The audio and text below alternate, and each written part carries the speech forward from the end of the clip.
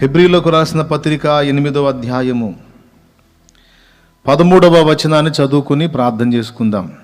నేనే చదువుతాను, చిత్తగించండి. హెబ్రీ పత్రిక 8వ అధ్యాయము 13వ వచనం. ఏది పాతగిలి ఉడిగిపోవునో అది అదృశ్యమగుటకు సిద్ధముగా ఉన్నది. పుట్నోట్లో నివర్తన మగుటకు సిద్ధముగా ఉన్నది అని చెప్పాడు. మళ్ళీ ఒకసారి చదువుతా. ఏది పాతగిలి ఉడిగిపోవునో అది అదృశ్యమగుటకు సిద్ధముగా ఉన్నది. చిన్న మాట ప్రార్థన చేసుకుందాం. ప్రేమ కలిగిన మా మహాపరిశుద్ధ తండ్రి, ఘనుడవగు దేవా, నీకు స్తోత్రములయ్యా. నీ దయాపూర్వక సంకల్పాన్ని బట్టి ఈవేళ మమ్మల్ని అందరినీ లాగు సమకూర్చావు. నీ వాక్యాన్ని మిగులు ఆశించి ఉపదేశాన్ని వినగోరి నీ పాదాల చెంతకు వచ్చిన నీ బిడ్డలు, లైవ్లో అందుబాటులోకి వచ్చిన బిడ్డలు అందరిని బట్టి కృతజ్ఞతలు చెల్లిస్తున్నా. అడుగు వాటికంటే ఊహించు వాటికంటే అత్యధికంగా చేయగల దేవుడవు గనుక నీకే స్తోత్రాలు. దయచేసి నాయన నీవు మాతో మాట్లాడు. నీ దాసుడనగు నాతోనూ నీ బిడ్డలందరితోనూ మాట్లాడండి. ఉపదేశాన్ని అడ్డగింప చూసే సైతానీయ దురాత్మ అంధకార శక్తుల ప్రభావం నజరేయుడైన యేసు నామములో బంధిస్తున్నా. దేవా, నీవే నీ సన్నిధితో మా మధ్య ప్రత్యక్షమై మా అందరినీ దర్శించి మా మనోనేత్రాలు మళ్ళొక్కసారి బాగుగా వెలిగించి మాకు సహాయము చేయమని యేసుక్రీస్తు నామములోనే విశ్వాసముతో అడిగి ప్రార్థించి జవాబు పొందామని నమ్ముచున్నాం తండ్రి. ఆమేన్, ఆమేన్, ఆమేన్, ఆమేన్, ఆమేన్. ప్రభునందు ప్రియులారా, మళ్ళొక్కసారి మూలవాక్యాన్ని మీకు గుర్తు చేస్తాను. ఇక్కడ పైన చెప్పినటువంటి సగం మాట నేను చదవలేదు. ఆయన క్రొత్త నిబంధన అని చెప్పుట చేత మొదటిది పాతదిగా చేసి ఉన్నాడు అని 2 నిబంధనలను గూర్చినటువంటి విషయాన్ని అక్కడ మాట్లాడాడు. అయితే అందులో నేను సగమే తీసుకున్నాను. ఏది పాతగిలి ఉడిగిపోవునో అది అదృశ్యమగుటకు సిద్ధముగా ఉన్నది అని. పాతగిలిపోవటం అంటే పాతబడిపోవటం. ఈరోజు సంవత్సరాంతపు దినానికి ముందటి దినం. అంటే పాత సంవత్సరంలో పాత దినాలు, పాత అనుభవాలు, పాత బాధలు, పాత స్థితిగతులన్నీ తొలగింపబడి నూతన సంవత్సర శుభారంభం, నూతన ఉత్సాహం, నూతన ఆనందం, నూతన ఎదురుచూపులు అన్నమాట. నూతన వసంతం, నూతన సంవత్సరం కోసం. ఇందులో సహజంగా పాతవి గతించను, ఇదిగో క్రొత్త వాయునని, క్రొత్త విషయాలని మనం సహజంగా మాట్లాడుకోవాలి. సంవత్సరాంతంలో పాత వాటిని వదిలేద్దాం, ఇక పాత అనుభవాలన్నిటినీ మనం మర్చిపోదాం, క్రొత్తగా జీవితాన్ని మళ్ళా ప్రభువులో ప్రారంభిద్దాం అని సహజంగా మనం చెప్పుకుంటాం. ఆ విధమైన ఉపదేశాన్ని ఎదురు చూస్తాం. కానీ ఇక్కడ దేవుడు మనందరి దృష్టిలోకి తీసుకొస్తున్నటువంటి మాట, కొన్ని పాతగిలి నివర్తనం అయిపోవాల్సినవి ఉన్నాయి, కొన్ని ఎప్పటికీ పాత గిలకూడనివి ఉన్నాయి. కొన్నేమో పాతగిలిపోవాలి, అవి నివర్తనం అయిపోవాలి. కొన్ని ఎప్పటికీ పాతగిలకూడదు, అవి ఎప్పటికీ కూడా నిత్య నూతనంగానే ఉండాలి మన అనుభవాల్లో అనే విషయాన్ని పరిశుద్ధాత్మ దేవుడు నా తలంపుల్లోకి తీసుకొచ్చాడు. ఎప్పటికీ నూతనంగా ఉండాల్సినవి, ఎప్పటికీ పాతబడకుండా ఉండాల్సినవి కొన్ని ఉన్నాయి. అవేంటో చెప్పి ముగిస్తాను నేను. దీనికి ముందు మిమ్మల్ని ఒక ప్రశ్న అడగనివ్వండి. ఇక్కడ ఇంతమంది కూర్చున్నారు, సోదరి సోదరులు, చాలా సంతోషం. లైవ్లో కూడా కొద్దిగా గొప్ప ప్రజలు వచ్చి ఉంటారు. అయితే మిమ్మల్ని, వాళ్ళని అందరినీ అడుగుతున్నాను, బ్రదర్స్ని అడుగుతున్నా. తమ్ముడు, ఇప్పుడు నీవు తొడుక్కునే బట్టలు ఎన్ని జతలు ఉంటాయి నీకు? కరెక్ట్గా చెప్పేసి, ఏం పర్వాలేదు, ఇంచుమించు 15 జతలు ఉంటాయి. ఓకే సోదరి, నువ్వు ప్రజెంట్ తొడిగే బట్టలు ఎన్ని ఉంటాయి సుమారు? ఒక అంచనా, ఒక 30 నుంచి 40. స్త్రీలకు ఎక్కువ ఉంటాయి వస్త్రాలు, స్త్రీలకు ఎక్కువ ఉంటాయి, పురుషులకేమో తక్కువ ఉంటాయి. ఎందుకో నాకు అర్థం కాదు ఇప్పటికి కూడా. సరే చేసేది ఏముందిలే, అది వాళ్ళ అదృష్టం, ఇది వీళ్ళ దురదృష్టం అనుకుందాం. స్త్రీలకేమో 30-40 జతలు. అంటే భర్తను అడిగితేనేమో 10-15 జతలు అన్నాడు, భార్యను అడిగితేనేమో ఒక 30-40 జతలు అని. ఏమయ్యా, ఇంకా ఒక 5 జతలు నువ్వు కొనుక్కోవచ్చు కదా. సరేలే, ఇక నుంచి కొనుక్కుంటావులే. మిమ్మల్ని ఒక ప్రశ్న అడుగుతున్నాను, నాకు ఆన్సర్ చేయండి. ఊహ తెలిసిన దగ్గర నుంచి ఇప్పటిదాకా ఆ 15 జతలే తొడుగుతూ వచ్చావా? సోదరి, ఊహ తెలిసిన దగ్గర నుండి ఇప్పటిదాకా ఇన్ని సంవత్సరాల్లో ఆ 30-40 శారీస్తోనే నువ్వు వచ్చావా? సుమారు ఎన్ని నువ్వు తొడుగుండొచ్చు ఒక అంచనా? ఊహ తెలిసిన దగ్గర నుండి ఇప్పటిదాకా అంటే సుమారు ఒకవేళ ఒక 30 సంవత్సరాల వయసు తీసుకుంటే 5 ఏళ్ల దగ్గర నుండి మనకు జ్ఞాపకం వస్తుంది. ఇంచుమించు ఒక 5 ఏళ్ల ప్రాయం నుండి. కొంతమందికి ఇంకా ముందే గుర్తుంటుంది. నాకైతే ఇంకా చిన్న ప్రాయం, ఇంకా ముందటి ప్రాయంలో కూడా అనుభవాలు గుర్తున్నాయి నాకు. కొంతమందికి ఆ జ్ఞాపక శక్తి అదనంగా ఉంటుంది. సో నాకు ఉంది ఆ అనుభవం. అయితే 5 ఏళ్ల ప్రాయం దగ్గర నుండి లెక్కేద్దాం, 30 ఏళ్ళు తీసుకుందాం. 5 నుంచి 30 అంటే 25 సంవత్సరాలు. 25 సంవత్సరాల్లో 15 జతల బట్టలేనా? కనీసం సంవత్సరానికి ఒక జత కాడికి వేసుకున్నా 25 జతలు కావాలిగా, అవును? రైట్. మరి ఆ లెక్కన వేసుకుంటే ఇప్పుడు 15 జతలే. అది ఫస్ట్ 10 అన్నాడు, తర్వాత ఏడో ఏదో ఉంటే అవి కూడా కలిపి ఒక 5, మొత్తం కదా 15 అన్నాడు. సరే, 10-15 25 ఏళ్ల లెక్క వేసుకుంటే కనీసం ఇంకొక 10 జతలు ఉండాలి కదా. ఏమైనాయి అవి? 10 ఏంటి, సంవత్సరానికి ఒక జతేనా? ఓరు నాయన, దాదాపు ఒక 100 బట్టలు మార్చుంటాం కదా. 100 రకాలు వస్త్రాలు వేసి ఉండొచ్చు, లేదా కనీసం ఒక 50 రకాలన్నా వాడు ఉండొచ్చు. అవునా కాదా? ఖచ్చితంగా. మరి ఆ బట్టలు ఏమైనాయి? ఒకటి సోదరుని కూడా అడుగుతున్నాను. ఊహ తెలిసిన దగ్గర నుండి ఇప్పటిదాకా 30-40తోనే నువ్వు రాలేదు. నా అంచనా ప్రకారం కనీసం ఒక 70 జతల బట్టలు నీవు తొడిగి ఉండవచ్చు. మరి ఆ 70 జతలు ఏమైపోయినాయి? ఇప్పుడు ఒక 30-40 ఉండొచ్చు అన్నావు. ఆ మిగిలిన 30-40 ఏమైనాయి? కరెక్ట్ క్వశ్చనే కదా. ఉన్నాయా, పోయినాయా? పెద్దగా చెప్పాలి. పోయినాయి. నీ చేతులతో నువ్వు పారేశావా? సోదరి, నీ చేతులతో నువ్వు తొడిగేటువంటి వస్త్రం నీ చేతులతో పడేశావా? పడేయలేదు కదా, నువ్వు పడేయలేదు కదా. మరి ఎటు పోయినాయి? ఒక జత 2 జతలా? ఏకంగా 20-30 జతలు సోదరివి. నీ కనీసం 10-15 జతలు నీ. ఏమయ్యా, 1-6 అంటే ఏదో మిస్ అయింది అనుకోవచ్చు. ఇన్ని జతల బట్టలు ఏమైపోయినాయి? ఉన్నాయా? ఖచ్చితంగా చెప్పగలవు, లేవు. నీ చేతులతో నువ్వు పడేశావా? ఖచ్చితంగా మళ్ళా చెప్పగలవు, లేదు. మరి ఏమైనాయి? ఏమైనాయి అంటే ఎప్పుడైతే కొత్తవి మనకి చేతుల్లోకి వస్తాయో పాత వాటి మీద కొంచెం ఇంట్రెస్ట్ తగ్గిద్ది. ఒక కొత్త జత చేతికి రాగానే అప్పటిదాకా ఇష్టంగా తొడిగిన జత మీద కొంచెం వ్యామోహం తగ్గిద్ది. దాన్ని కొంచెం పక్కన పెడతాం. ఈ కొత్త జతకి కొంచెం కాలం గడిచిందాక ఇంకొక కొత్త జత వచ్చింది. అప్పుడు అంతకు ముందు వాడినటువంటి ఈ కొత్త జత ఏదైతే ఉందో ఇది కొంచెం పాతగిలిద్ది. అంతకు ముందు ఉన్న పాత జత ఉంది, అది ఇంకా పాతగిలిద్ది.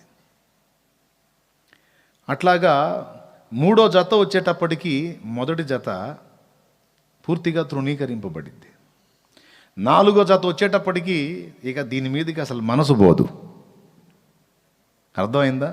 అది ఓల్డ్ అయిపోయింది. అర్థమైందా కాలేదా? ఓకే, 5వ జత వచ్చేటప్పటికి ఇది ఇంకా పాతగిల్లిపోయింది. పాతగిల్లి ఒకవేళ బీరువా ఉంటే బీరువాలో నుంచి బయట అల్మరాలోకి వచ్చింది. అప్పుడప్పుడు అడుగుతారు మనోళ్ళు, అప్పుడప్పుడు బట్టలని తీసి ఉతుకుడు సెక్షన్ పెట్టినప్పుడు, బాయ్ నువ్వు తొడుగుతున్నావా అంటే, లేదు మా అదంతా అది పాత పడిపోయింది, నేను తొడగట్లేదు అంటే, ఆ పాతయన్నీ తీసి ఒక పెద్ద శారీలోనో లేకపోతే పంచలోనో తీసి అవన్నీ వేసి మూట కట్టేసి కొద్ది రోజులు పైకెక్కింది, అటక మీదకి వెళ్ళిపోయింది. తర్వాత బండలు శుభ్రం చేయడానికి బట్టలు అవసరం అవుతాయి.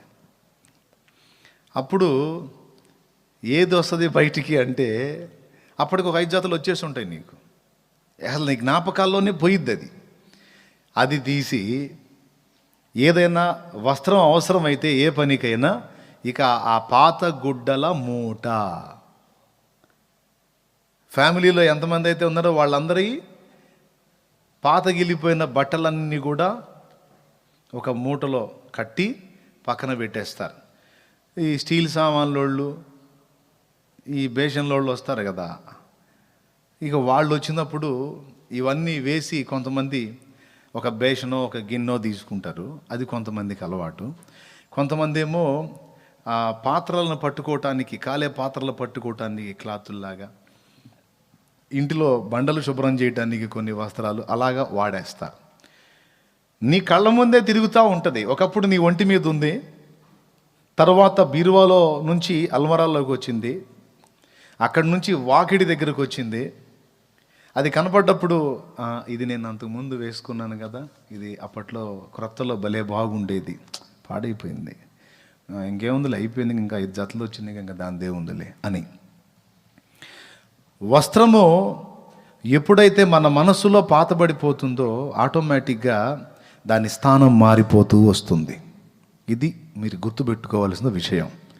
దేవునికి స్తోత్రం కలుగునుగాక. హల్లెలూయా. వస్త్రమే కాదండి, మనుషుల విషయంలో కూడా అదే జరుగుతుంది. వివాహమైన తొలి దినాల్లో భార్యాభర్తలు ఒకరి విషయంలో ఒకరికి వాళ్ళ ప్లేసెస్ వేరు. ఏమండి మీరు ఎక్కడున్నారో తెలుసా? ఎక్కడున్నాను వైఫ్, నా గుండెలో గుడి కట్టానండి అంటుంది. ఆహా, అసలు నువ్వు ఎక్కడున్నావో తెలుసా? ఎక్కడున్నాను? నా హృదయ గుడిలో నిన్ను, నా హృదయ కోవెలలో నిన్ను ఒక దేవతగా ప్రతిష్ఠ చేశాను అమ్మాయి. అవునా? అబ్బాబ్బాబా, వివాహం అయిన తొలి దినాలలో వాళ్ళ ప్లేసులు, వాళ్ళ స్థానాలు, వాటి ఆధిక్యత వేరు. ఎక్కడ కట్టాడంట గుడి? గుండెలో కట్టాడు. అమ్మాయి ఎక్కడ కట్టింది? అది స్టార్టింగ్లో భర్త యొక్క స్థానం భార్య మనసులో ఇక్కడ, అలాగే భార్య యొక్క స్థానం భర్త మనసులో ఇక్కడ. ఈ ప్రపంచం ఏది లేకపోయినా పర్వాలా, ఆమె ఒక్కతుంటే చాలు బతికేస్తా అనుకుంటాడు భర్త.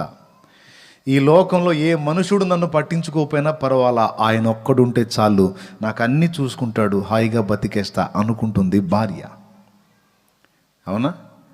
నేను చెప్పేవన్నీ జీవిత సత్యాలు, జీవిత సత్యాలు. అంతేకాదు, ఇంకా ఇక్కడ ప్లేస్ పెట్టారు కాబట్టి అసలు ఇద్దరు ఒకరికొకరు ఎంత సహకారంగా ఉంటారో, ఎంత సంతోష పెట్టుకుంటారో కదా. ఆమె ఏదన్నా రిస్క్ పని చేయబోయిందనుకో, హే నీ పిచ్చా, నేను లేనా, ఒక మాట నాకు చెప్పొచ్చు కదా. అరే ఈ పిచ్చిదానికి లోపల ఎంత ఆనందమో, అబ్బా ఇది నేను మామూలు విషయమే, నేను చేయగలను, కానీ ఏంటి నేను ఎంత ఇబ్బంది పడ్డాడేంటి, అమ్మో ఎంత ప్రేమ నేనంటే ఒక్కసారి చుక్కలు చూసి వచ్చింది. దేవునికి స్తోత్రం, హల్లెలూయా. అవునా? భర్త ఇంటికి రావటం కొంచెం లేట్ అయితే ఫోన్ మీద ఫోన్, ఏమండి ఏంటి రాలేదు అంటే పక్కన అడుగుతాడు, ఏంటి ఫోనా, ఇంటికాడ నుంచా, పిచ్చిది పెద్ద, దానికి నేనే లోకం అసలు. అరే ఏం పరవశమో, ఏమి ఆనందమో కదా. ఎప్పుడెప్పుడు అయిపోయిద్దా డ్యూటీ, పరిగెత్తుకొని పోదామని భర్త, ఎప్పుడెప్పుడు వస్తాడా అని భార్య. వాళ్ళ ప్లేసులు వేరు, అసలు అనుబంధమే వేరు. భర్త కొంచెం నొప్పించేటట్టు ప్రవర్తించిన ఏమి నొచ్చుకోదు, పోన్లేండి ఏముందిలే అంటది. అలాగే భార్య కొంచెం ఇబ్బందికరంగా వ్యవహరించిన, ఏమైంది ఇప్పుడు అది ఖరాబ్ అయిపోయింది, ఏంటంట ఇంకోటి తెస్తాను, దాని గురించి ఏంటి అంత ఫీల్ అవుతా, ఊరిక ఏం కాదు, ఇట్లాంటివి మనకు మామూలే అంటాడు కదా. ఏ చిన్నదాన్ని కూడా ఇబ్బంది పడితే తట్టుకోలేం, వెంటనే స్పందించి ఆదరించడానికి ట్రై చేస్తాం కదా. అబద్ధాలు ఆడకుండా నిజం చెప్పండి. ఇప్పుడు పెళ్ళైన ఒక 10 ఏళ్ళు దాటిన తర్వాత, లేదా ఒక 5 ఏళ్ళు దాటిన తర్వాత, మరి ఈ మధ్య అయితే 1 సంవత్సరం దాటినాక అని చెప్పుకోవచ్చు. దేవునికి స్తోత్రం కలుగును గాక. హల్లెలూయా. అదే మమత, అదే అనుబంధం, అదే ఆసక్తి ఉందా? యథార్థంగా చెప్పాలి, అబద్ధాలు చెప్పకుండా ఉందా? లేదు. అంటే ఎవరి దగ్గర లేదు? భర్త దగ్గర లేదా, భార్య దగ్గర లేదా? అంటే పురుషుడు చెప్పాడంటే భార్య దగ్గర మిస్ అయిందని చెబుతున్నాడు అనమాట. ఓకే, మీరు చెప్పండి అమ్మా, ఉందా? లేదు. అంటే స్త్రీ చెప్తుంది అంటే భర్త దగ్గర మిస్ అయింది. ఒకటి చెప్పండి, స్టార్టింగ్లో ఉందా లేదా? అసలు ఏంటి అసలు అది కదా? స్వర్గం ఎక్కడో లేదు, భూమి మీద ఉంది కదా. మరి ఇప్పుడు ఆ స్థానం మారిపోయింది కదా. భర్త హృదయంలో భార్య ప్లేస్ పోయింది, భార్య హృదయంలో భర్త ప్లేస్ పోయింది. నేను మ్యారేజెస్లో చెప్తుంటా సరదాగా ఒక జోకు. ఇద్దరు సేవకుడు సేవకురాలు రోడ్డు ప్రక్కన నడుచుకుంటూ వెళ్తుంటే వర్షపు జల్లు పడిందట. వాన జల్లు పడతా ఉంటే ఇద్దరు ఆ రోడ్డు పక్కన ఒక చిన్న పాక లాంటిది ఉంటే ఆ పాకలో నిలబడి ఆ వర్షం పడకుండా పైన ఆ పాకలో తలదాచుకుని రోడ్డు మీద చూస్తూ ఉంటే క్రొత్తగా పెళ్ళైన జంట, ఆ బట్టలు కూడా అర్థమవుతున్నాయి, పెళ్లి డ్రెస్. ఇద్దరు ఆ రోడ్డు మీద నడుచుకుంటూ వెళ్తున్నారట. ఎలానో తెలుసా? ఒకరినొకరు ఇలా హత్తుకొని చట్టాపట్టాలు వేసుకొని అంటారు కదా. ఆమె నడుము ప్రక్కగా అతను చెయ్యలా వెళ్ళింది, ఇతని నడుము ప్రక్కగా ఆమె చెయ్యలా వచ్చింది. ఇద్దరు టచ్ అయిపోయారు పూర్తిగా. అలాగా నడుచుకుంటూ వెళ్ళిపోతున్నారు, వాళ్ళ మధ్య గ్యాప్ లేదు. అయితే భార్యకు ముచ్చటేసింది. ఎవరికి? దైవజనుడి భార్యకి. ఏమండి అందంట. ఏంటి అన్నానంట. క్రొత్త జంట అనుకుంటాను, క్రొత్తగా పెళ్ళైనట్టుంది, అసలు ఎంత అన్యోన్యంగా ఉన్నారో కదా అంది. అంటే బహుశా ఆయనకు చొరకేసినట్టుంది. దేవునికి స్తోత్రం, హల్లెలూయా. అంటే పెళ్ళైనప్పుడు నువ్వు కూడా అలాగున్నావు, ఇప్పుడు ఇలా తయారయ్యావు అన్నట్టుగా సంథింగ్ ఏదో చొరక. ఆడవాళ్ళు వేస్తారుగా, చొరకలు వేయటం అలవాటే కదా. అట్లా ఏదో చొరకేసినట్టు ఎంత అన్యోన్యంగా ఉన్నారో కదా, ఎంత ముచ్చటేస్తుందో. నిజంగా వాళ్ళ మధ్య అసలు సందే లేదు, ఖాళీయే లేదు. ఒకరినొకరు హత్తుకొని చాలా ఐక్యంగా ఉన్నారండి, చూడ ముచ్చటగా ఉన్నారు. అంటే నాకు చొరకేస్తావా, నీకు చెప్తానా కానీ ఆయన నిజంగా నాకు కూడా భలే అనిపిస్తుంది కదా. నిజంగా వారి మధ్యలో ఇప్పుడు గాలి కూడా ప్రవేశించదు కదా. అంటే అవునండి, ఎంత అన్యోన్యంగా ఉన్నారో కదా. నిజమే, ఇప్పుడు గాలి కూడా వారి మధ్యలో ప్రవేశించదు. 1 సంవత్సరం అయిన తర్వాత గడ్డిలారి కూడా పోయిద్ది అన్నాడు. ఏంటిది? గడ్డిలారి కూడా పోయిద్ది. ఇప్పుడు గాలి కూడా ప్రవేశించనంత ఐక్యత ఉంది. 1 సంవత్సరం ఒకరితో ఒకరు సాంగత్యం చేస్తే ఒకరి సైకాలజీ ఒకరికి అర్థమైద్ది. అర్థమైన తర్వాత స్థానాలు మారిపోతాయి. మారిపోయిన తర్వాత గాలి ఏం కర్మ, గడ్డి లారీ. అంటే ఏంటి? గడ్డి లారీ మామూలు లారీ వేరు, గడ్డి లారీ వేరు. మామూలు లారీ మధ్యలో ఎంత ఉందో, గడ్డి లారీ ఇటుపక్క అంతా అటుపక్క అంత ఉంటుంది అనమాట. అంటే అంత ఎడబాటు వస్తుంది అని చెప్పాడు. ఇది నిజమేనా అంటే ఎక్కడో అరుదుగా కొంతమంది జీవితాల్లో మాత్రమే మనం చూస్తాం అలాంటి పరిస్థితి లేదు అని. కానీ 100లో దాదాపు 80% మందికి ఇలాంటి అనుభవాలే ఉంటాయి. చాలా ప్రశ్న, స్టార్టింగ్లో నాకు అంత ఇంట్రెస్ట్ ఉండేది, నేను ఎందుకు ఇప్పుడు ఇట్లాగా నా భార్యను ఎందుకు అంతగా ప్రేమించలేకపోతున్నాను. స్టార్టింగ్లో నేను ఆయన చాలా ఎదురు చూశాను, ఆయన చాలా కోరుకున్నాను. ఇప్పుడు ఎందుకు నా మనసు ఇలా అయిపోయింది, ఎందుకు ఆనాడు అంతగా ప్రేమించిన ఆయనని, అంతగా లోబడిన ఆయనకు ఈరోజు ఎందుకు విసుక్కుంటున్నాను, తిరస్కరిస్తున్నాను, ఏమైంది నాకు అని స్త్రీలలో ప్రశ్న.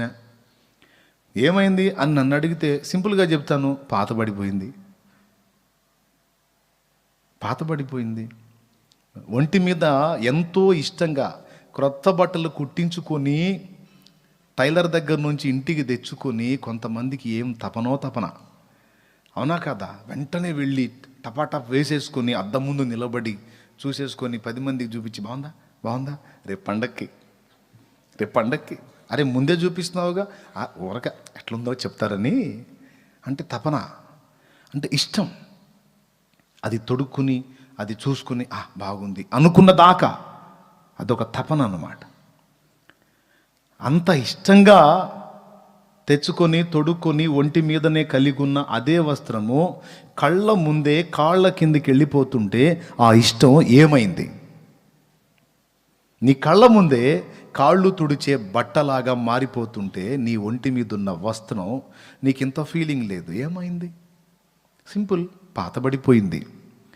ఏది పాతగిలి ఉడిగిపోవునో అది అదృశ్యమగుటకు నివర్తనమగుటకు సిద్ధముగా ఉన్నది అన్నాడు ఇక్కడ వాక్యంలో. అంటే భార్య, భర్త, వస్త్రాలు, వస్తువులు, ఇళ్ళు, మనిషి యొక్క ఆలోచన విధానం మీకు తెలుసా? ఏమీ లేనప్పుడు ఒక చిన్న ప్లాట్ ఇస్తే బాగుండు, దేవుడు గుడిసేసుకొనన్నా బతకొచ్చు, ఎద్దె కొంపల్లో బతకలేకపోతున్నా అనుకుంటాడు. ప్లాట్ ఇచ్చి దేవుడు ఆశీర్వదించాను బిడ్డ అన్నాడు అనుకో, అందులో చిన్న పాకేసుకుంటాను. ఒట్టి పాకేస్తే ఏం బాగుంటుంది?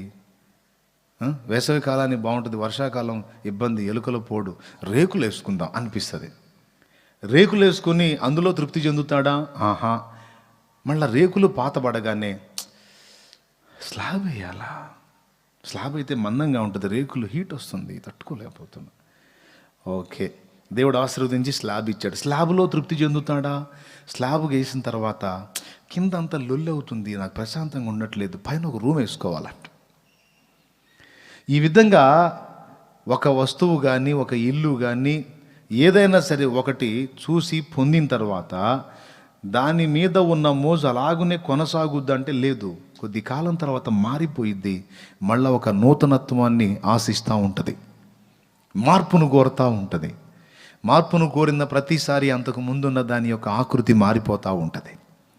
ఫస్ట్ ఎంటీ ప్లాటు, తర్వాత పాక అయింది, తర్వాత రేకులైంది, తర్వాత స్లాబ్ అయింది, తర్వాత రెండో స్టేర్ అయింది. అయినా రెండూ చాలట్లేదు, పక్కన కూడా ప్లేస్ కొని ఇంకొకటి పెంచితే బాగుండు అనిపిస్తూ ఉంటుంది. ఇట్లాగా అవునా కాదా? ఏమండి, బంగారం కొన్నారు, ఏదో చేయించారు, ముక్కులకో మూతులకో చేయించారు. చేయించిన వాటితో తృప్తి చెందే వాళ్ళు ఎంతమంది ఉన్నారు? ఒక టైప్ చేయిస్తారు, చేయించిన తర్వాత ఇంకొక టైపులు ఇంకొక కనపడింది అనుకో, నాకు అలా లేకపోయా కదా అని ఎట్లనన్నాగా నేను ఆ టైప్ చేయించాలి అనుకుంటారా? అనుకోరా? లేడీస్ సైకాలజీ ఏమో, అరే అంతకుముందు ఉన్నాయి కానీ నీకు గోల్డ్ ఇష్టపడి ఆ డిజైన్ చేయించుకున్నావు కదా అంటే అది ఓల్డ్ అయిపోయింది అని. సో ఇలాగ ఎన్నైనా చెప్తా, పాతబడింది అనుకున్న ప్రతిసారి దాని యొక్క ఆకృతి మారిపోతుంది, దాని ప్లేస్ మారిపోతుంది. ఇది వస్తువులకే కాదండి, మనస్సులకు సంబంధించిన విషయం కూడా అని చెప్తున్నాను నేను. మనస్సులకు సంబంధించి కూడా, ఏమండి, అవునా కాదా? భార్యాభర్తల అనుబంధంలోకి వచ్చేటప్పటికి ఈజీగానే మీకు అర్థమైపోయింది. చాలామందికి అదొక ప్రశ్న, ఎందుకు అట్లాగా మారిపోతుంది? ఎందుకు అంటే ఒకరికొకరు అర్థమయ్యే కొద్దీ ఒకరి పట్ల ఒకరికి తేలిక భావన వచ్చేస్తుంది. క్రొత్తలో అలా ఎందుకు ఉంటుంది అంటే ఒకరికొకరు అర్థం కారు. ఆయన ఎలాంటోడో ఆమెకు అర్థం కాదు, ఆమె ఎలాంటిదో ఆయనకు అర్థం కాదు. కాబట్టి ఎవరికోళ్ళు హద్దుల్లో చాలా భయంగా వాళ్ళ సహజ నైజాన్ని కూడా దాచిపెట్టేసి లేని నైజాన్ని ప్రదర్శించుకుంటూ చాలా గొప్ప వ్యక్తుల్లాగా బిల్డప్ ఇస్తారన్నట్టు. దేవునికి స్తోత్రం, హల్లెలూయా. ఏం బాబు నీరసం వచ్చిందా మీకు? నేను ఉన్న వాస్తవాలు మాట్లాడుతున్నాను నాయన. ఏది మనసారా చెప్పండి, అబ్బా ఇంకోసారి చెప్పండి, దేవునికి స్తోత్రం కలుగును గాక. కొద్ది కాలం తర్వాత ఆమె ఏదన్నా తేడా పడిందనుకో పఠామని కొడతాడు, దెబ్బతింది. ఇప్పుడు అర్థమైంది మీరేందో అంటే ఇప్పటిదాకా చేసింది షో అన్నమాట. నీ సంగతి కూడా అర్థమైంది, నాకు అర్థమైంది, నువ్వు కూడా షో చేసావు. అయితే ఇద్దరం షో చేసావు, ఇక నోరు మూసుకో. కొట్లాడుకుంటే కాపురం కాదు, నువ్వు అంతే ఫిక్స్ అవు, నేను ఇంతే ఫిక్స్ అవుతా. అట్లా దొల్లించుకుంటూ వస్తున్నారు కొంతమంది బళ్ళు. దేవునికి స్తోత్రం, హల్లెలూయా. ఏం సోదరా కాదా? అంతేనా? ఎక్కువ శాతం మంది దేవుని వాక్యానికి భయపడి దేవుని వాక్యపు కొలతల్లో బ్రతకాలనుకున్న వాళ్ళు మాత్రం జాగ్రత్త పడతారు. అంటే ఆయన ఒకవేళ మరో రకంగా మార్పు చెందితే చెంది ఉండొచ్చు, కానీ నాకు వాక్యం చెప్తుంది, స్త్రీలారా మీరు మీ స్వపురుషులకు లోబడి ఉండమన్నాడు కనుక నేను లోబడతా. కొంతమంది దేవుని ఎరిగిన పురుషులు అనుకుంటారు, ఏదో ఆమెలో మార్పు వస్తే రావచ్చు, కానీ నేను దేవుని వాక్యాన్ని అనుసరిస్తున్నాను కనుక నేను మారకూడదు. భర్తలారా మీ భార్యలను అంటే పక్కోడి భార్యను, మీ భార్యలను ప్రేమించండి అని చెప్పాడు కాబట్టి నేను ఇంకా వేరే ఆలోచన ఏం కాదు, ఏదన్నా కానీ ఇక ఆమె పట్టించుకోపోని ఆమెతోనే జీవితం. అసలు ఎందుకు ఇలా మార్పు కలుగుతుంది? బోల్డ్ అన్ని కారణాలు చెప్పొచ్చు. నంబర్ 1, ఒకళ్ళ మైండ్ ఒకళ్ళకి అర్థమై చులకన అభిప్రాయం ఏర్పడుతుండొచ్చు, అంతే కదండి.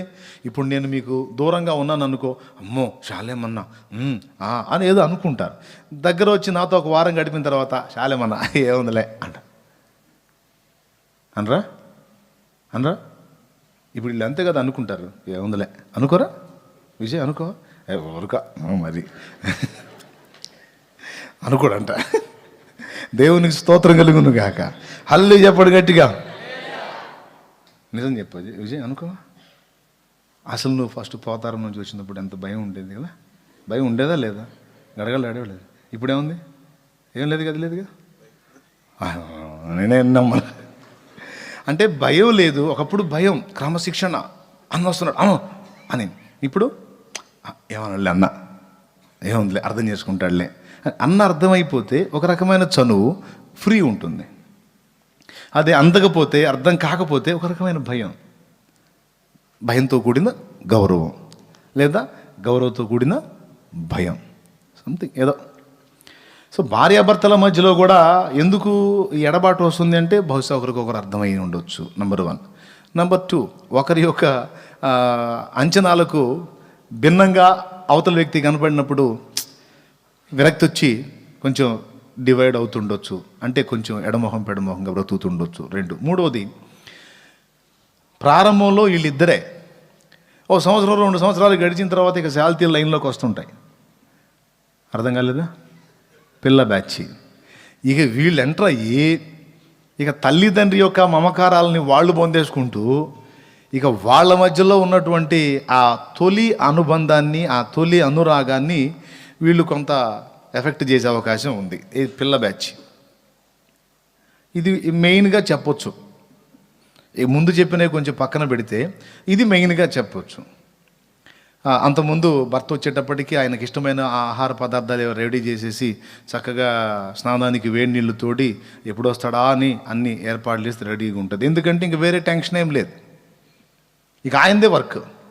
కానీ 4 ఏళ్ళు గడిచిన తర్వాత ఒక 2-3 శాలరీలు దిగుతాయి రన్నింగ్లోకి. ఈ 2-3 శాలరీలతోనే పొద్దున్న నుంచి సాయంత్రం దాకా ఇక వేగుడు సరిపోతుంది, అవునా కాదా? కరెక్ట్గా ఆయన ఇంటికి వచ్చే టయానికి వీళ్ళకి తిండి ఆకలి అవుతూ ఉంటుంది. అప్పటిదాకా పిల్లలు బాగా అటు ఇటు ఎగిరి గంతులేసి ఉంటారు. అప్పుడే ఇక వాళ్ళకి చీదర పుడుతూ ఉంటుంది, స్నానాలు చేయించాలి. స్నానం చేయించిన తర్వాత ఆకలి, మమ్మీ అన్నం, లేకపోతే అది ఇది ఏడిపిస్తూ ఉంటారు 2-3 పిల్లలు. కాబట్టి ఇక ఆయన వచ్చేటప్పటికి అంతకుముందు సింగిల్గా ఒక్కతే ఎదురు చూస్తూ ఉన్న భార్య ఇప్పుడు 2-3 కనబడతా ఉంటారు. ఇక వాళ్ళతో వేగుతూ సరిపోతుంది. ఇక ఏమ్మాయి నీళ్ళు తోడావా అంటాడు. ఏంటి తోడేది? ఈ వెధవ ఉన్నాడే అల్లాడిస్తున్నాడు నన్ను. సరే వీడు ఎట్లున్నాడంటే ఈ అమ్మాయి మామూలుదా? ఈ అమ్మాయి కూడా మామూలుగా ఇబ్బంది పెట్టట్లేదు. వద్దు నాకు చెప్పవాక ఏదో నువ్వే తిప్పలవాడు. అదే మరి అందుకే మరి నీళ్ళు కాగబెట్టావా అంటే ఏం కాగబెట్టేది ఏంటి అసలు? వీళ్ళతోనే సరిపోతుంటే వద్దమ్మాయి నేనే కాగబెట్టుకుంటా వెళ్ళిపోతా. అవునా కదా? అంతకుముందు వీళ్ళు లేరు, పనంతా అతనిదే. ఇప్పుడు వీళ్ళు వచ్చారు, అవునా? రైట్. తర్వాత ఒకడికి అన్నం పెడుతుంటే ఇంకొకటి ఏడుస్తాడు. ఒక ఆమెకి అన్నం పెడుతుంటే ఇంకొక ఆమె ఏడుస్తూ ఉంటుంది. ఈ పిల్లకి అన్నం పెడుతున్నాను, కాస్త ఆ పిల్లని తీసుకోవచ్చుగా, లేకపోతే వాడిని తీసుకోవచ్చుగా అంటే తీసుకోక చస్తానా అమ్మాయి, తీసుకుంటా, నువ్వు పెట్టు వాడి ముందు వాడు ఏడు పన్ను ఆపొచ్చు, వాడి మొదలు పెట్టాడంటే తట్టుకోలేను, వాడికి పెట్టు అని ఇక వీడిని తీసుకుని ఈయన ఇడిపోతాడు, వాడికి ఆహారం పెడతాం అటుపోతుంది. సో ఇలాగా జీవితంలో పిల్లలు ఎంటర్ అయిన తర్వాత కొంత వాళ్ళ మధ్యలో అనురాగం పిల్లలకు పంపిణీ అవుతుంది కనుక తగ్గిపోయింది. సో టోటల్గా ప్రారంభంలో ఉన్న ఆ ఇంట్రెస్ట్, ఆ ఆసక్తి కొద్ది కాలం తర్వాత ఎందుకు తరిగిపోతుంది అంటే ఇలా రకరకాల కారణాలు చెప్పవచ్చు. నంబర్ 1, ఒకళ్ళకొకళ్ళు అర్థమై ఉండొచ్చు. నంబర్ 2, ఒకళ్ళ అంచనాలకు భిన్నంగా మరొకళ్ళు కనిపిస్తే దాన్ని బట్టి మార్పు చెందుతుండొచ్చు. కొంతమంది ఆడపిల్లలు భర్త గురించి పుట్టిళ్లలో చెబుతూ ఉంటారు. అబ్బాయి చాలా మంచోడు అనుకున్నాం కదమ్మా, ఏంటంటే లేదు డాడీ మీరు అనుకున్నంత మంచోడు కాదు, దుష్మన్ గాడే అని ఇబ్బంది పడ్డారు. సో అంచనాలకు భిన్నంగా కనపడినప్పుడు అభ్యంతర పడతారు. 2. మూడవది వచ్చేసి సంతానం ఏర్పడినందున ఎడబాటు వస్తుంది. దేవుడికి నాకు మధ్య కూడా ఆత్మీయ సంతానం ఎంటర్ అయినప్పుడు ఎడబాటు ఏర్పడితే ఆ ఎడబాటు తట్టుకోలేక చాలా ఏడ్చుకున్నాను నేను. అసలు ఏమీ లేనప్పుడు, సంఘము పరిచర్య ఏమీ లేనప్పుడు, నేను సింగిల్గా ఒంటరిగా ఉన్నప్పుడు దేవుడు నేను యేసయ్య, ఇంకా మధ్యలో ఎవరు లేరు. కానీ కాలం గడిచే కొద్దీ కుటుంబాన్ని రక్షణలోకి నడిపించాను. ఇప్పుడు కుటుంబానికి నేను మాదిరిగా ఉండాలి కనుక ఇక నాకు ప్రభువుకి మధ్య ఫ్యామిలీ ఎంటర్ అయింది. ఈ ఫ్యామిలీ కాస్త సంఘంగా రూపుదిద్దుకుంది.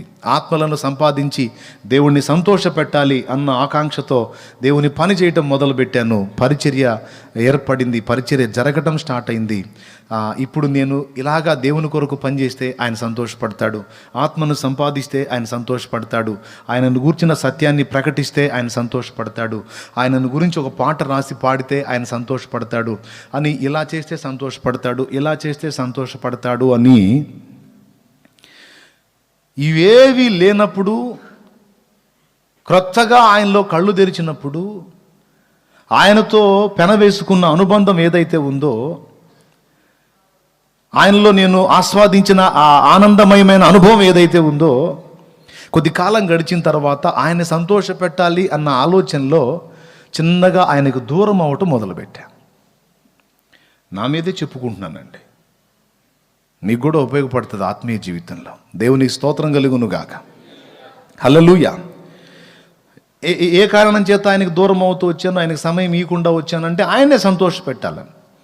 దీని గురించి ఎగ్జాంపుల్గా ఒక పాప గురించి చెప్తాను నేను. ఎప్పుడు తండ్రి ఇంటికి వస్తే ఎదురుగా వచ్చి తండ్రిని హత్తుకొని ముద్దులు పెట్టే తన చిన్నారి పాప కొద్ది రోజులుగా గదిలో నుంచి బయటికి రావట్లేదు.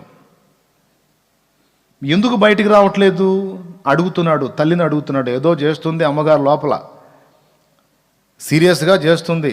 నేను పోతే కూడా చిరాకు పడుతుంది. మా డాడీ వచ్చాడు అంటే నేను వస్తా పో మమ్మీ అని, డాడీ కోసమే ఇదంతా చేస్తున్నాను పో అని ఏదో చేస్తుంది. అవునా, సరేలే. 5 రోజులు అయింది, 10 రోజులు అయింది, 15 రోజులు అయింది, 20 రోజులు అయింది. 20 రోజుల తర్వాత ఒకరోజు డాడీ వచ్చేసరికి ఒక అందమైన డ్రెస్ డాడీ ముందు తీసుకొచ్చి పెట్టి, డాడీ ఇదిగో గిఫ్ట్ నీకు. అది చూసి సంతోషపడి, అరే అద్భుతంగా చేసావురా, నువ్వేనా? నేనే డాడీ, ఫస్ట్ డ్రెస్ తెచ్చాను, తర్వాత దాని మీద ఈ డిజైన్ అంతా నేనే చేశాను. అవునా, చాలా బాగుంది తల్లి అని దగ్గర తీసుకొని బిడ్డను ముద్దాడి తర్వాత చెప్తున్నాడు, అమ్మా దీన్ని బట్టి నేను రోజు సంతోషపడలేను, ఇప్పుడు చూసి ఒక్కసారి ఆనందం ఫీల్ అయ్యాను. కానీ దీనికోసం, ఇది ఇలా చేసి నన్ను సంతోష పెట్టాలి అనే ఆలోచన కోసం 20 రోజులు నన్ను బాధ పెట్టావు తల్లి అని. ఎందుకు డాడీ అంటే, నా బంగారు తల్లి నేను ఇంటికి వచ్చినప్పుడల్లా ఎదురుగా వచ్చి ముందు నన్ను హత్తుకొని నాకు ముద్దులు పెట్టే నా బంగారు కూతురు యొక్క ముద్దులు 20 రోజులు నేను లాస్ అయ్యానమ్మా. అవి నాకు తెచ్చిచ్చిద్దా? ఇవ్వదు కదా. కాబట్టి నాకు ముందు నువ్వు కావాలమ్మా, నువ్వు నాతో ఉండాలి, నువ్వు నాతో ఉండి నాకు ఇవ్వాల్సిన ఆనందాన్ని ఇచ్చి నాకు పంచాల్సిన ప్రేమ పంచిన తరువాత నా సంతోషాన్ని ఏదో వెతుకు, అది వేరే సంగతి. దేవునికి స్తోత్రం. ఏమైనా అర్థమవుతుందా?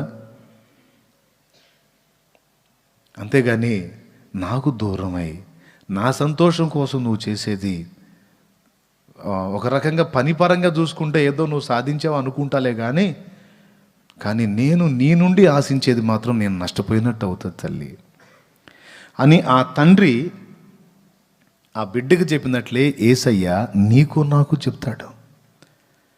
సో నా మట్టుకు నాకు అలాగ అయిపోయింది. పనిరందిలో పడ్డాను. ఇక రాత్రింబగళ్ళు అదే ఆలోచన, అన్యులకి ఎలా సువార్త చేయాలా, అన్యజనులను ఎలా రక్షణలోకి నడిపించాలా, ముస్లిం సోదరులకు ఎలా అందించాలా, హైందవ సోదరులకు ఎలా అందించాలా, నాస్తికులతో ఎలా తర్కించాలా, ఎలా దేవుణ్ణి పరిచయం చేయాలా, ఆయన మీద ఒకవేళ పాట కట్టి ఎలా వాళ్ళ మనసులోకి వెళ్ళేటట్టు సిద్ధపరచాలా, గ్యాదర్ అవుతున్న వాళ్ళని ఆత్మీయంగా ఎలా బలపరచాలా, దేవుని మయంపరచాలా, ఆత్మల సంపాదకులుగా వాళ్ళని చేయాలా, పని విస్తరించాలా, అనేకుల్ని రక్షించాలా, అది ఇది ఇవన్నీ చేస్తే ఎవరు హ్యాపీ?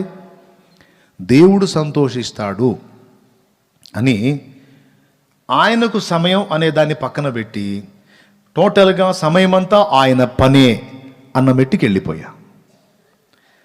అక్కడ దేవుడు నొచ్చుకున్నట్టు నాకు అర్థమైంది. ఒకసారి మాట్లాడాడు కూడా ఆయన. మార్కు సువార్త 3:13 చూడు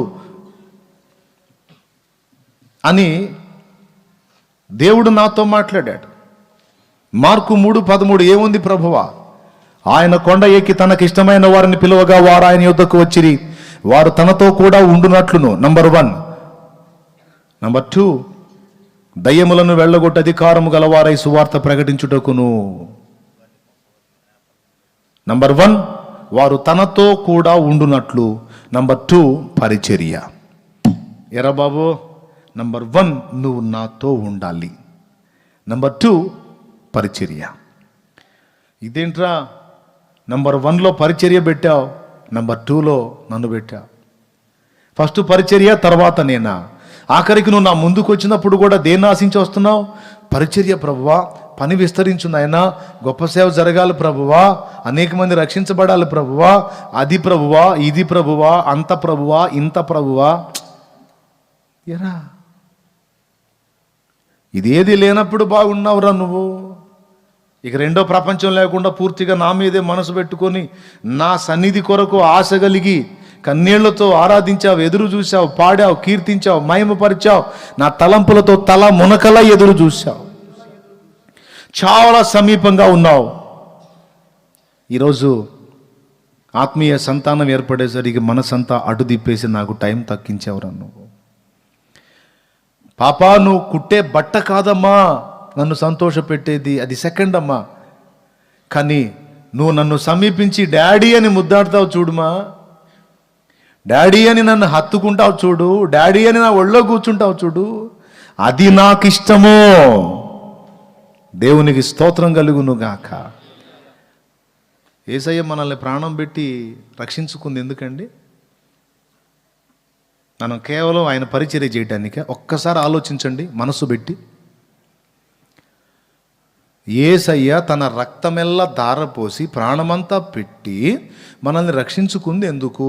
జస్ట్ ఒక యంత్రాల్లాగా ఆయన సేవ, ఆయన పని మన చేత చేయించుకొని వదిలేయడానికే. ఒక్కసారి చెప్పండి నాకు, అసలు ఏం ఆశించి ప్రాణం వల్ల పెట్టాడు?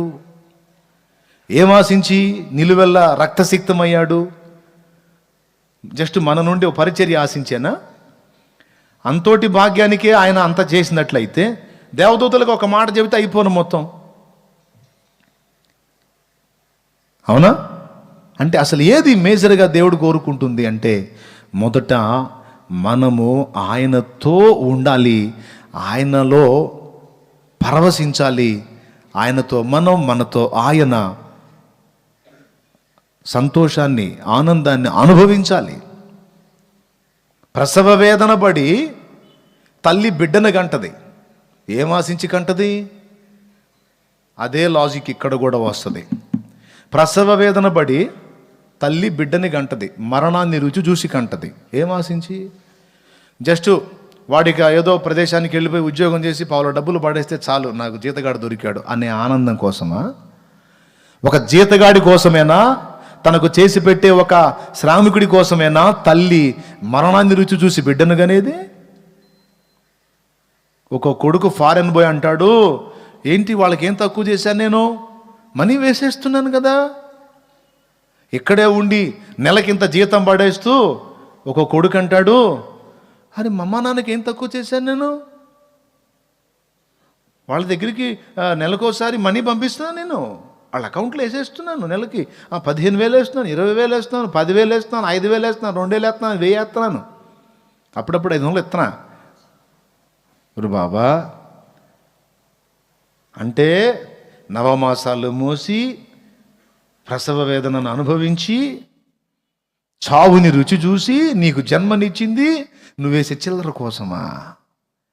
అప్పుడు నువ్వు ఒక శ్రామికుడివే కదా, నువ్వు ఒక బానిస, ఒక జస్ట్ వర్కర్వి కదా, నువ్వు జస్ట్ పైసలు సంపాదించి ఇచ్చే నాకు భవిష్యత్తులో ఇబ్బంది లేకుండా వీడు నాకు ఒక బానిసలాగా లేక శ్రామికుడిలాగా ఒక వర్కర్లాగా జీతగాడిలాగా నాకు పైసలు పంపిస్తూ ఉంటాడు, హాయిగా తిని బతికి చన్న ఉద్దేశంతో ఏ తల్లైనా బిడ్డని కంటదా?